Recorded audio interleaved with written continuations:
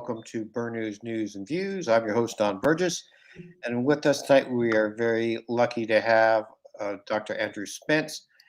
For those of you who don't know, Dr. Spence has been in charge of Bermuda's ICU for the last 15 years, and he's got a long string of accomplishments as well as that. So, Dr. Spence, welcome. Thank you. I need to correct you. I was the head of ICU for its first 15 years. First 15 years. Okay. And sorry about that. But why don't you tell the audience a little bit about yourself? I trained in medicine in Edinburgh, in Scotland. I came to Bermuda in 1988, and in 1989 was asked to help set up the first purpose-built intensive care unit here, which was in the old wing of the hospital, as many of you will remember, and then helped to oversee the new ICU, which is the one we still currently use. I practice anesthesia, intensive care, and pain management. And I also work with Operation Smile International as one of their advisors in pediatric anesthesia. That's a charity that deals with children with cleft lips and palates. Okay. In all your years of working at King Edward, how does this last wave of COVID compare to anything else that you've experienced? Oh, I think I can honestly say it has been the hardest period of work that I can recall in now nearly 40 years of practicing medicine, including medical school and training, that I can remember. It was very difficult. When you say very difficult, what do you mean in that vein? It was exhausting physically because of the number of patients, mentally because of the complexity of the patients, and emotionally because many patients died. And I think even more so that there was a great sadness that many of the patients who came to the ICU might have avoided it had they been vaccinated. Right. When you were talking with them, what sort of things did you say to the patients? By the time patients arrive in ICU, obviously they're finding their breathing extremely difficult. And I think it's important early on to sort of give an idea of just how sick people get or can get with coronavirus. I gave a slide for us to see, which is a CAT scan of a patient. This is somebody in their 50s, a non-smoker, previously healthy. And you look at this in a CAT scan, because most people won't know what they're looking at. This is a slice of an X-ray through somebody's lungs. And you can see those dark bits. They look rather unpleasant until you realize that those are the only bits of the lung that are left working. Just the dark bits? The dark bits are the only bits with air in them. That is how sick the lungs have become. Now, how do they get that way? The virus infects, the body then tries to fight it off, but it takes 2 weeks for you to produce antibodies yourself. In this case, in those 2 weeks, the virus goes on and can cause an enormous amount of damage. For the majority of people, they will get over it, but for a minority, but a significant minority, the body's immune system overreacts in a thing called a cascade reaction. It throws the kitchen sink at this virus to try and prevent it, but in doing so damages the body itself. And that is the terrible part of it, is that once you have destroyed, as here, 90% of the lung, trying to get sufficient oxygen into the blood becomes increasingly difficult. As a patient, you are gasping. It's like you're running a marathon constantly. And then there comes a point at which you can no longer get sufficient oxygen into the bloodstream. At that point, we have to resort to ventilation, mechanical ventilation to drive it in under pressure. But if we can't get enough oxygen into the blood, then the other organs in the body, which need oxygen to work, they will start to fail. And then it becomes, as one fails, it puts more pressure and another, and it's then like a stack of dominoes. And what ends up is what we call multi-organ failure. So the picture you've seen is a typical picture that we saw of what we call COVID lung or COVID-19 pneumonia. And it is devastating. No, not everyone who goes into ICU passes away. For those that survive, do you have any idea what their life is like if their lungs look like this, where 90% of it's not working? Well, I can tell you that what we do in ICU is to buy you time. If we can, we try and get enough oxygen in and to keep and support the other organs until the body can start to heal. In COVID, this takes weeks, not days. And a regular pneumonia that we see will often take a few days, and they will start to improve. With COVID, what we see is that this takes weeks. And that's why the hospital fills up, because a patient comes in, they may still be there 50 days later. And the second patient comes in and so forth. And very soon we've run out of ICU beds. We've had to open in the last wave both a second and then a third area of ICU beds to cope with the numbers of patients. What was the total number of patients you had in beds in the ICU, counting COVID and non-COVID patients? The maximum number we had in this last wave, remember our ICU is built for 8 with 1 pediatric bed. We had 15 patients, all but one of which were COVID. When you're having to intubate people, how did you explain that to them and their families? I know it's got to be a devastating time for them. The patients are scared, obviously. They realize that they are struggling. Most of them by this point agree they need the help, they need the rest, because when they're on a ventilator, we can at least then sedate and keep them so they're not aware of what's going on. We speak to the family and inform them, and they, of course, are devastated. And we ask people before we get to this stage, if they hadn't been vaccinated, what had prevented them from doing so. And they had, I would say, it wasn't that people were rabidly against vaccine, but many of them were simply hesitant, that they were unsure, didn't know, and that's why they hadn't got the vaccine. Many of them, as I told them they were going on, all the ones I told that I put on a ventilator, asked if they could have the vaccine at that time. And of course, unfortunately, then it's far too late. What was tried before they were put on the ventilator? They would escalate from oxygen by face mask to and then if that was, the oxygen levels were still falling, we would then have to put them on some form of what we call non-invasive ventilation. And this would either be a CPAP mask, which some people may be familiar with for sleep apnea. And this adds added pressure oxygen into the body. Another form is called high flow nasal oxygen, which again provides CPAP, but in a slightly more comfortable way, but not as efficiently as the CPAP mask. If they were still, oxygen levels were still deteriorating, the lung was still getting worse, there would come a point at which we would have no choice but to opt for mechanical ventilation or inhalation. Now, how did you working in the ICU shape you joining 197 other medical professionals in signing a letter supporting the vaccine? Very simply, it is the best thing you can do to avoid getting the vaccine, to avoid getting the virus in the first place. And if you don't get the virus, you won't get sick. And even if you do get the virus, and some people who get vaccinated will still catch COVID, it is almost invariably very much less dangerous, and you're not as likely to end up in hospital. But still, a smaller minority of people who get vaccinated. There are some who end up in If- hospital.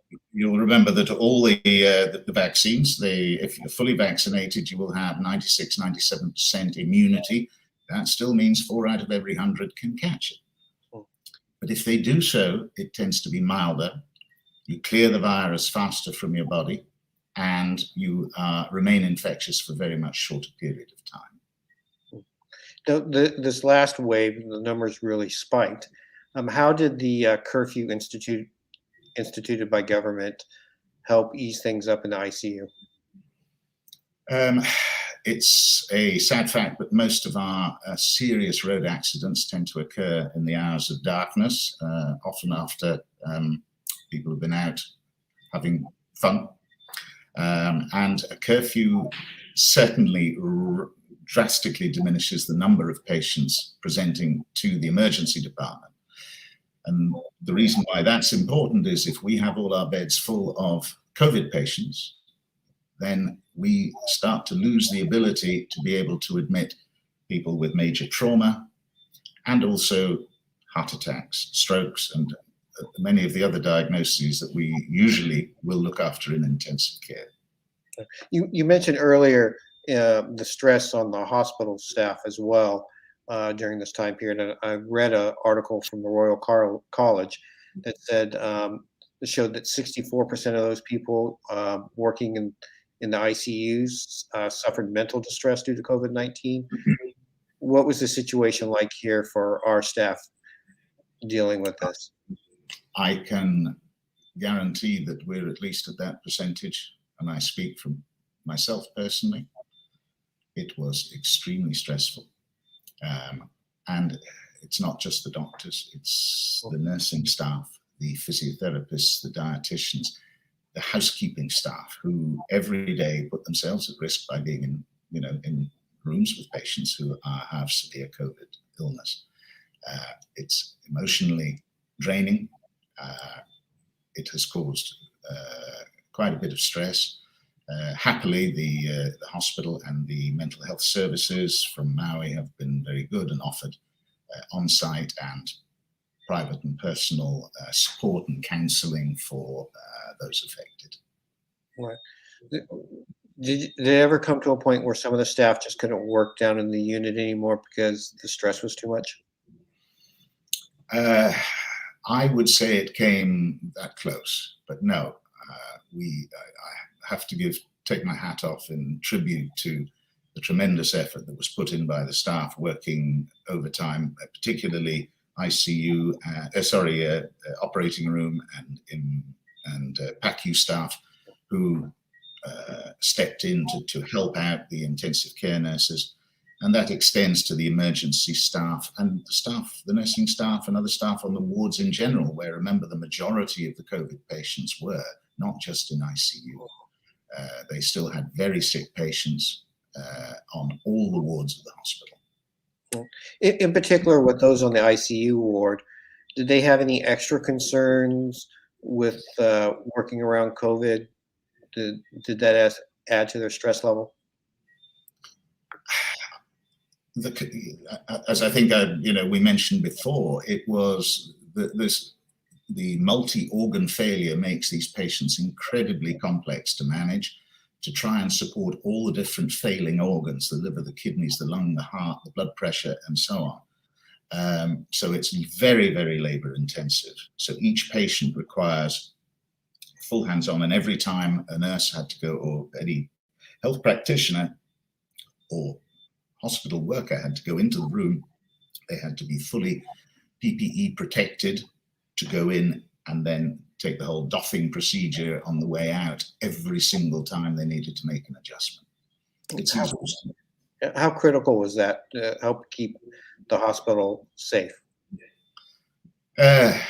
Essential. If you want to keep us able to look after the staff, after the patients, then you have to keep the staff healthy and protecting them from exposure.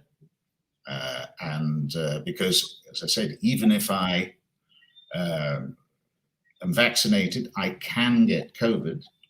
The best thing to do is to avoid coming into it at all. And that involves quite a bit of equipment to put on and take off each time you go to see a patient. Was the testing regime different for those working in the ICU rather than the rest of the hospital? Did they have to get tested more often just because they were in such close contact? No, there's a very strict testing regime for everybody in the hospital, depending upon the level of acuity. At the highest level, every single member of staff in the ICU would have to be tested every week, and in the operating room every 2 weeks, and the rest of the hospital is the same. And that's the same whether you were vaccinated or unvaccinated, because the last thing we want to do is to cross-contaminate and to take the virus from one patient to somebody else who doesn't have it, who may be immune compromised. Approximately, you may not have the exact figure there, but what was the survival rate once somebody had to be ventilated? I don't have the exact number, but I can tell you it's not attractive. It was in the order of somewhere between around the 20% mark. 15 to 20% would survive. Less, the others would all die. Okay. So. I know, like, the United States is beginning to see another surge, another wave. Do you think we might experience another wave of high cases? And if so, when might be an approximate time period? Now you're asking me questions about public health. I think it is almost certain we will get another wave. Whatever happens away, outside the island will eventually reach us. Obviously, we have Thanksgiving and Christmas where people are likely to congregate in homes together. That may well let us, and people coming home for those holidays. So we would expect then to see something 3 to 4 weeks later. And then being in intensive care, I'd expect to see it another 3 or 4 weeks after that, by the time people who have got sick get sicker. Now, we can minimize this by continuing to observe some of the social distancing. Wearing masks is, there's a big paper out in the British Medical Journal just a couple of days ago showing that you cut your chance of, if you run into somebody with COVID, you cut your chance in half, by more than half, 53%, by wearing a mask. And that's more than, but hand washing and everything is still important, but mask wearing would appear to be even more important than we thought. Right. And of course, getting the vaccine, if you can. And that is your biggest number one way. And, let's maybe touch on why people are hesitant. And, the questions they have, there's nothing invalid about them. They're reasonable questions any intelligent person is going to have. But let's take a couple of them. Is the vaccine dangerous? So there have now been 7.6 billion doses of the vaccines given worldwide to date. In the UK, they've 79 million doses given, and 9 people are thought to have suffered a fatal reaction to the vaccine. That's just under 1 in 10 million risk. To put that into perspective, your chances of being in a plane crash on a commercial airline are 1 in 1 million. If you give if you get in your car, you're in a 1 in 5,000 chance of dying in a car crash. On a motorcycle, 1 in 1,400. That may sound crazy, but if you take half the population of Bermuda who probably ride a bike at some point in their lives, that would equate to 15 or 16 deaths a year, a number you may find uncomfortably familiar. Right. So the most dangerous thing about getting a vaccine is getting on your bike or in your car and going to the vaccine center. That's how safe it is. It is, very, very, very safe. People are concerned about what's in the vaccine. And I would suggest that most of us, unless you're a doctor or a pharmacist, don't know what's in Tylenol or your blood pressure medication or your diabetic medication, certainly not how it works at a cellular level. But you take it because your doctor does know, and they've said to you, if you take this, it will prevent you from the serious effects of the condition that you have. And that's what most people will do. in the knowledge that it's in their best interest, and this is no different. What are some other concerns or questions that you've heard patients ask you about the vaccine? I think there have been concerns about it was rushed through and it was experimental. And I think that's worth just visiting, because normally in drug trials, there are 3 phases. And to make it absurdly simple, there tend to be laboratory trials and then animal trials and then human trials. 3 phases, but they were done traditionally one after the other. If phase 1 was successful, phase 2 would then begin. If phase 2 was successful, phase 3 begin, and so on. And that would take about a year for each. So the average time for a new drug to come to market would be 3 years at a minimum. What they did with COVID, because of the severity of the situation, was to run all 3 phases at the same time. Phase 1, phase 2, and phase 3, all at the same time. And only when all 3 had passed their tests was it approved conditionally by the UK, it was one of the first, and by the FDA, and since have been fully approved. But that is why it was they managed to do it quickly. They didn't cut corners, they simply changed the format of testing. Instead of doing it sequentially, they did it in parallel. Do you think that's something that we might see more of in the future then? I'm certain. In fact, one of the newer drugs that we're looking at and is showing great promise is called, and I'm going to have to cheat here because it's unpronounceable, molnupiravir, is an oral pill that appears to be able to stop the virus replicating. And that will be incredibly useful. Human trials are starting, and some of those are already underway, and some of those results should be out by the end of the year. For particularly the older and more vulnerable patients, that as soon as they get symptoms, this would help stop the virus replicate and explode in the way it does, to give you the lungs that we saw before. Because I've been looking at those lungs. I thought the black parts were just the parts that were diseased. Yeah, were the parts that weren't working, but those are the only parts that are.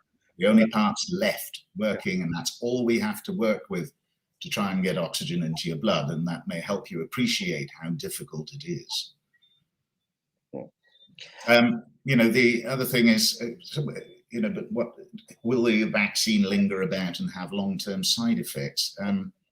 I think the best analogy I can give here is that the vaccine is a recipe. It's like me giving you my carrot cake recipe. You're going to cook it with your own implements in your own kitchen with your own ingredients. It's just you'll get the same end result that I did. Perhaps a better analogy is an intruder alert system. It's being offered to you for free. It doesn't require you to do anything. Your house will make it and put it up there. You don't need to buy anything special. You don't need to do anything. But if armed intruders appear at your door, there'll be a SWAT team there in 30 seconds.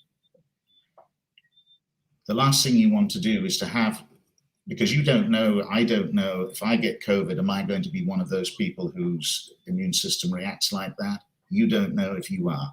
But the last thing you want to be is to have 3-4 people with machetes and knives and guns coming breaking in your door, and then thinking, I wish I'd had that free alarm system installed.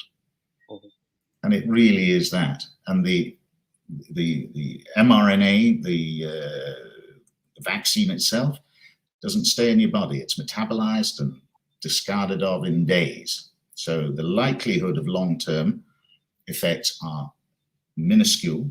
I cannot say 100% that there will be none, but I can tell you that getting COVID and getting that sick is very much more likely. Okay. And that's something you really need to avoid. Did you see, or you may not know the answer to this, that those people who may have been vaccine hesitant, when they got very sick and had to go to the ICU, did that have any effect on their families to get the vaccine?